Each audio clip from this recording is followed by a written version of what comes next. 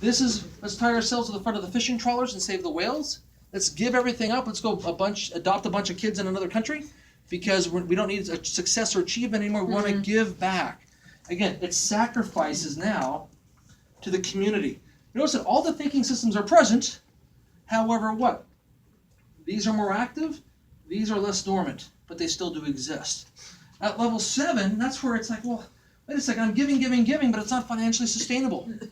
So level 7 is where life equals A plus B plus C plus D plus E plus F plus G. This is the, I want to succeed like at level 5, but I want to help others succeed as well. So it's an amalgamation of these two thinking systems. And then level 8 is where it's not about doing all these things. It's exhausting. Life is about this exchanging energy, oneness with the universe. The Mahatma Gandhis, the Mother Teresas of the world. Now, under pressure, people will revert back to previous thinking systems. Let me ask you a question. Who here feels that they could never kill somebody? I gotta listen to some people. Trust me. Sure, it's going, but no. Who here feels they can never kill somebody? By show of hands, honestly. Under no circumstances could you kill somebody. Vicky, you couldn't kill somebody? What? It'd be really it'd be really hard. It's like pregnancy. You are or you're not. It'd be hard to do, but it's possible. So you could kill somebody. Kill her. Okay, somebody else. Who here feels that you can never kill somebody? Never kill somebody? Never, ever. In-laws, outlaws? No? Okay, what if, do you have kids? Do you like your kids? Even better. So let's say you hear a noise in the middle of the night, and you come down in the little bunny slippers, you flip on the light, and there is the killer that you've seen on TV. He's killed every kid he's gotten his hands on. He's broken into your home, has your child, knife to the throat, and he's deaf. Coach is sorry, so you can't talk him out of it. And he will kill your child, but lucky for you, you have the Super Duper Home Defender 2000 with the laser dot. Dot is right there. You can take him out. Nice. It won't even get on the walls. And you can save your kid's life. Would you kill him then? Yes. No, you don't have a choice. This is gun control actually worked. You can only have the Super Duper Home Defender 2000, government approved. What? You what? What? Wait. She wanted me to kill her, ladies and gentlemen. Give her a hand. Notice though, what's so beautiful about that is that thinking system is there, but she's disowned it. She's disowned that part of her. That under pressure, she's like, and she would most likely freeze, which means you probably would have lost your kid, but now it won't happen because now you know better. Why? Because, please put this in your notes, when you disown one of your personalities, you lose access to the resources contained within that thinking system, contained within that personality. When you make your power god wrong, you lose access to the power god contained within that resource. Does that make sense? Yes. I'll close with years ago. It's been a number of years now. There was obviously an incident that happened back in Newtown, and I asked that this kind of stays here. And I was going back to work with the teachers, with the first responders, with the doctors, with the parents, with the kids, and great results. And it was just this flight after flight. And so one of these flights, I was flying through San Francisco, and we had a lot of delays getting into the airport due to airline issues with this airline. And that was my favorite airline, still is my favorite airline. And we get there, and it was such a tight connection. I'm running to the gate. I was like O.J. Simpson running just with no knife. And I'm running through the airport, and I get to the gate, and the door was already closed. But the little tubey thing was still connected to the plane. And I'm knocking on the door because I had a strong enough reason. I had a strong enough reason to get back to help out this community that I've been helping out for months. And I'm knocking on the door. I mean, my fingers, we're almost bleeding. I mean, this is like at 10 o'clock at night. It was the red eye on United. And I'm like, God, I'm looking, and they're leaving early. They don't do that. At least not when I want them to. And I'm like, and what's happened? My 3 inside is like, thank goodness I went through the security system. And I look at the pilot. I'm waving my phone. I'm like, and he looks up at me. He's like, No.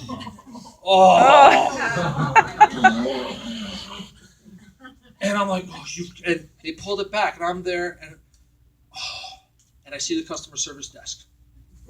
The poor little victims, the poor people behind it. How many of you remember watching the movie Monsters, Inc.? Oh, yeah. Remember the scare chamber? Yeah. Remember how they looked when they were walking in the scare chamber? That was me. And I'm walking down, and my 3 was like... And as I'm walking down, I ask myself a question. A question that you're lucky enough to have in your notes. You have it yet? Not yet? Okay, I'll give it to you again. Who do I want to represent me in this moment? Whether you're going on a sales call, talking to a family member, talking to your boss, a customer, a spouse, your child. Who do I want? Which of my personalities inside do I want to represent me right now in this moment? And I held what I called my very first tribal meeting. Seriously. As I'm walking there, because I didn't know, because my 3 was like, it's like a bus. You always have a driver. Who's driving the bus? Who do I want to drive the bus and have this interaction? And my 3 was like, everyone else was tied up and bound and gagged in the trunk. And a higher part of me said, okay, 1, how you feeling? I'm alive, I'm here. Could have used to sleep with a lie flat bed, but I'm here. 2 was devastated. I was sobbing inside because I know the impact of my work on communities and families like this. And it was all volunteer. I said, no money, no media. It's like I was dying inside. It was my heart. I felt like my heart was being ripped out of me. My 3 was like, I could thank God. My 4 was like, this doesn't happen. They hit me whenever I'm late. They never hold the plans for me. And they broke the rules. And how many of you know how'd that happen? Like the I'm going to write a letter moment. Right? That reminds me of the letter I'm going to write. And I checked in 5. 5's like, I'm so going to get some miles out of this one. I want an upgrading. I want my upgrade replaced. I want like 1 billion miles because of this. And I want like a plane named after me. I mean, it was I'm not, that's how the 5s work. This 6 was like, God, the impact is huge. And I'm going to now have to work. I was doing 4-hour sessions back to back into the wee hours of the morning. I can make it work. I'll sacrifice for the community. And the 7 was like, how can I make this work for everybody? And I went up there, and this little Asian lady behind the counter, and looked over the counter and saw me coming and saw me kind of transform as I was walking from fangs to, and I went up there and I said, she's like, so you missed your flight? And my 3 was behind the crowd going, I'll check. And again, you can't make that part of you wrong. Embrace the inner kind of the demon or the power God inside. Just don't let it drive the bus and mow people over. And so I'm like, yes, I did. And so she's like, well, there's only so many slots for takeoff and land. I'm like, ma'am, it's 10 o'clock at night. We're the only people here at the airport. There are no other airplanes out there. Please don't say that there was only so much time. And I said, I'm sorry. I know it's not your fault. I know it's not you. Unless you're the pilot and you came back because you forgot something, we're going to step out on the tarmac and talk. And I was laughing. Why? Because that was my way on how to vent the energy, humor. Sarcasm, but never at anyone's expense. Please put this in your notes. You need to find your way to vent your 3 energy if you find it boiling at some point. A healthy way. I use humor, in case you can't tell. And so I said, listen, I've got to get back. I can't tell you why. I have to get back to New York, Connecticut, Boston, anywhere East Coast. I don't care if you have to ride me through Zimbabwe. It's good. Mm-hmm. I got to get back there. The earliest we have is in the morning. And inside it's like, okay, what can I do? I can go get a good night's sleep. I can rest up. I can review my notes. I can't change the past. Please put this in your notes. You cannot change the past. All I can change is what the past means. I can't change the past events.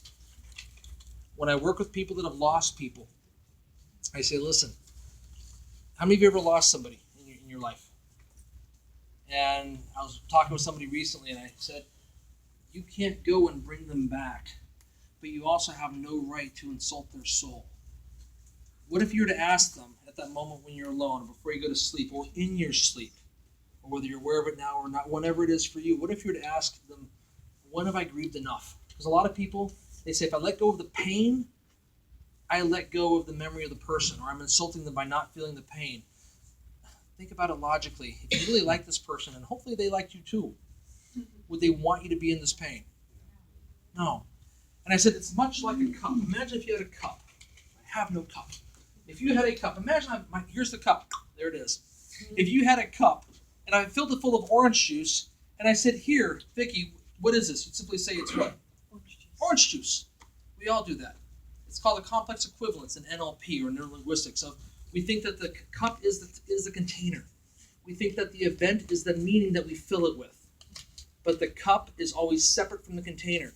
Me sleeping on the floor suicidal at 18 years old, we have the technology.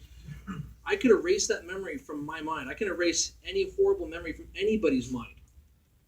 But I would also run the risk of not being here right now, not doing what I do nowadays. To me, I would never put my card back in the deck. But I can change. You think that was a very good memory for me? I wouldn't give it up for anything. Because without that, I wouldn't be where I am right now. I am so grateful for that. Notice the meaning, the event, wherever the poster went. It's hiding. It's over there. The event has no meaning. Here's my last motivational part of the day. Just write this down. Good things don't happen. Thank you very much. Just put Steve, copyright 2018. Good things don't happen. Don't tweet it though. Good things don't happen. And bad things don't happen. Events happen. We have the gift of determining the meaning of these events, whether we are aware of it or not. But if our conditioning has always been, I'm at the effect, good things don't happen. If our beliefs, our meanings, our meaning generator is determined by our belief systems, our experiences. If we don't learn from something instead of learning from it, if we contaminate ourselves, if we beat ourselves up inside, trust me, we're not going to be well equipped to find good meetings. What we need to do is look at train your people, your team, your salespeople, your kids. When something happens, not like, oh my God, I'm such an idiot. To go, okay, 4 questions. What really happened? Not the meaning. What really happened? What do I need to learn from it? Positive learnings about self, about the future. How can I integrate these learnings? And how can I share what I've learned? You're going to have a very healthy child, whether it's a real child or your internal child. You condition yourself how to have the right, what we call neurostrategy. The world begins to change for you. Does this make sense? At this point, the more flexibility of behavior, you have 8 little people inside of you, whether you like it or not. Yes, all those voices, yes, they're real. But if you make any of them wrong, when you need that point, when you need that voice, they won't be there. I'm glad that you're now learning. You're going to learn, and I know your boyfriend's going like, oh shit, you woke up her 3. There you go. No, this is where you want to look at nurturing each part, each member of what I call your tribe. Look at what are the gifts of my one. Your unconscious mind at its core keeps your lungs breathing. It never takes a week off or vacation, an hour off. Your lungs and your heart are always serving. But how many of you maybe have not appreciated them as much until maybe right now? Your 2 is what helps you recognize the love within yourself, within other people. It's the bond. Why do kids join gangs? They want that bond. We all have this need. The part of you that's fought, maybe you were fighting for yourself or fighting to defend somebody else or protect them, fighting to stay alive, to make it better for yourself, your kids, that part of you need. Don't make it wrong, but don't let it go crazy. Guide it, whether it's your internal 3 or your kid who may be acting as a 3. Your rules and rules suck. No, rules are like framework. If we pull your bones out of you, you're a pile of schlop. New word, schlop, S-C-H-L-O-O-P. You're a pile of schlop. You need structure, but you don't want to be inside of a mummy case or a tin soldier, armored guard type of thing. You need structure. You also need to achieve. It has nothing to do with money. You could be philanthropic. You could be being the best of yourself every day. Looking at Tony Robbins says, what constant, never-ending improvement? How can I make myself a better person, better mother, better father, and so on? You need that part about community. You guys coming here is awesome. Again, hopefully the numbers always stay like this. I know TJ's a huge draw because I love her stuff too. But come back to this environment, or if you're from far away, look how to create this kind of environment in your everyday life. Nurture that part of you. The other part is, how many of you have screwed up in life before? Yeah, people always ask, well, how are you so good? How can you command $2,000 an hour? It's not because I'm so brilliant. It's usually because I screwed up enough. But I've learned from it. And I've worked with people, from every walk of life, and I can distill that down and say, here's the neurostrategy on how you can do that. And ultimately, looking at that, even if it makes no sense to us, especially in recent events that you guys have experienced here, is it possible it happens for some reason that's bigger than us? That we can't comprehend it because we're not there. Maybe you are, I'm not. But maybe it happens for some reason. There will be new relationships that will be made because of that. And it's a horrible, horrible thing what happened, clearly. But what if there is a change in the political system? What if there is a change in being able to how to spot these types of people in the future? So instead of saying this guy was a freaking nutcase, this guy, and label, and never looking underneath the label, but understanding what drove him to that. Does that make sense? If we get out of the blame, please put this in your notes. When you're blaming, you're powerless to change anything. You need to understand it. And clearly, understanding does not equal condoning or supporting or endorsing. You need to understand. When I lost my house, I understand what happened. They mounted this valve system above the envelope of the house, and it got cold outside, and it froze, and it went. I understand what happened. Doesn't mean I like it. Trust me, I don't. And that said, I've also learned a lot because of it. I say all this, and I'll wrap this up. Everything that's going to happen outside is going to continue to happen outside. If you want to see the world change, you have to change your inner world. You have to change how you process. How many of you have found yourself at times you were kind of the negative Nancy? If your name is really Nancy, sorry about that. How many of you have found like at times you've been kind of a negative person at times? Yeah, watch out for that. How many of you have ever beat yourself up before? Definitely watch out for that. When you beat yourself up, your unconscious mind is less likely to want to help you out when you need it the most. When you have a win, when you have a sales call that something went really, really well, instead of going, or the Facebook thing, what you need to do is go, hey, that was totally cool. Or ask yourself questions before you go to bed. You know, who did I love today? Who did I connect today? How did I grow today? How did I push myself beyond? And who am I going to connect with tomorrow? How am I going to grow tomorrow? What do I have to look forward to? Ask questions that are going to design to go, and area of Rob over here, but what questions are going to help me be a better person? Because if you're asking, why did my parents beat me? Why did I, this isn't going to help anybody. But you'll connect with yourself. You'll get the energy. You have the certainty you can do it. Easy to feel like crap. Take a risk at feeling good. Again, I'm not just talking to your conscious mind. Hopefully you guys are already tranced out anyways. But what if your unconscious mind were to ask yourself, what if I remembered what? That I couldn't fail. What if I remembered that I couldn't fail? What would I do? What if that's the one question you ask yourself tonight? What if I remembered I couldn't fail? If I remembered I couldn't fail, I would blank.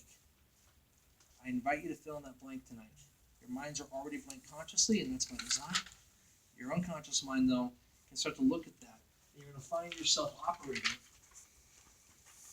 at a whole new level. Stop changing. The time changes. My time is almost up here.